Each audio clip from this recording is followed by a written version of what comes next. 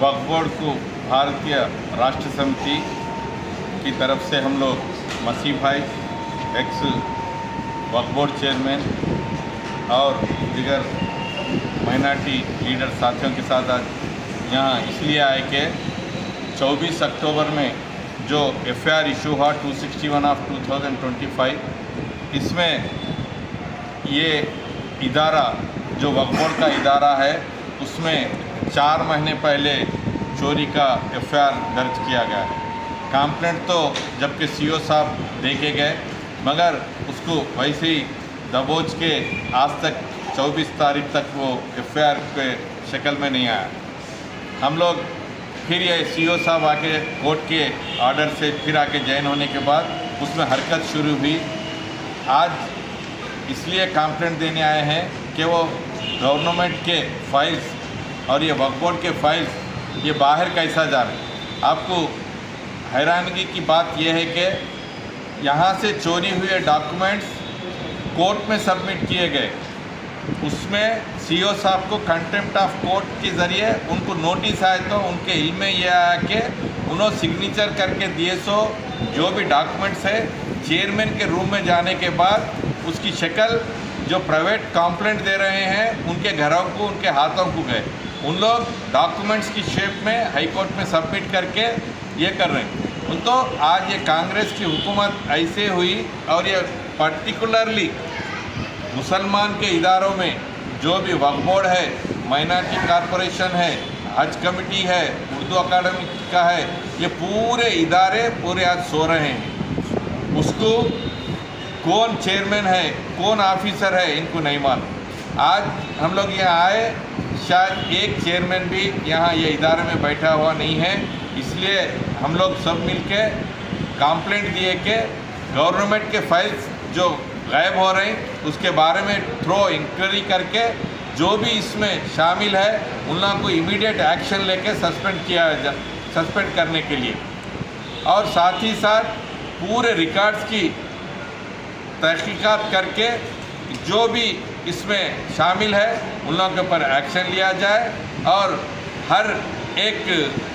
File की total जांच करके पूरी इंक्वायरी करके उसके ऊपर लिया जाए। ये जब KCR की हुकूमत थी, जब यहाँ के एक रिकॉर्ड्स रूम को सीज करा के एक MRO और 2 कांस्टेबल्स को निगरानी पे रखे, ऐसे रूमों में भी फाइल महफूज है या नहीं है ये गवर्नमेंट आने के बाद हमको तो डाउट है कि वो फाइलें भी आजकल महफूज नहीं है। कर रहे हैं इमीडिएट CO साहब ये इसकी इंक्वायरी पूरी करके जो भी इसमें कसूरवार है उन लोगों के ऊपर एक्शन लिया। इसके साथ परसों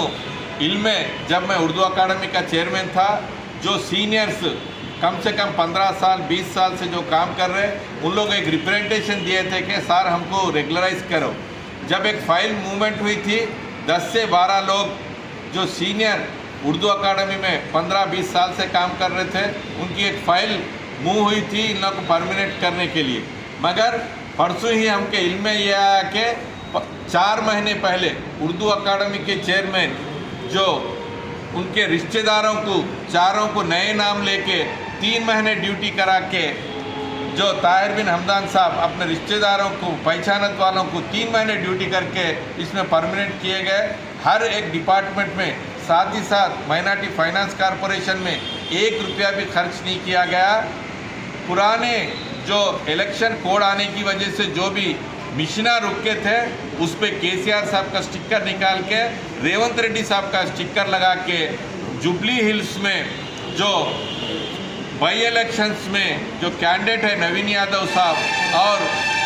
कांग्रेस के लीडर्स बांट के हम गरीबों को जो मिशना दिए बोले, मैं पूछ रहा हूँ उसका इंडेंट बताइए आप। ये कांग्रेस की हुकूमत में खरीदे सो मिशन नहीं होते। वो जब माइनॉरिटी फाइनेंस कॉरपोरेशन चेयरमैन जो इम्तियाज़ साहब थे, इसाक साहब, जब खरीदे सो है बांटने के वजह से जो कोड आने की वजह से जो भी मशीना रुक गए वो बांट के हम कांग्रेस गवर्नमेंट गरीबों के लिए मशीन बांट रहे बोल रहे हैं। हर एक इदारा आज सो रहा है, मुसलमानों के बारे में कुछ सोच रहा नहीं। हर एक इदारे में ऐसी घपले हो रही कि करप्शन चल रहा है। 4 महीने मेरा रिश्तेदार आके चेयरमैन के उन्ना परमिनेंट हो रहे हैं। इसकी थ्रो इंक्वायरी बराबर करेंगे। इसके इंक्वायरी नहीं हुई तो बीआरएस पार्टी की तरफ से बराबर इसका खिलाफत करके उसको एक्शन ले सकते हैं।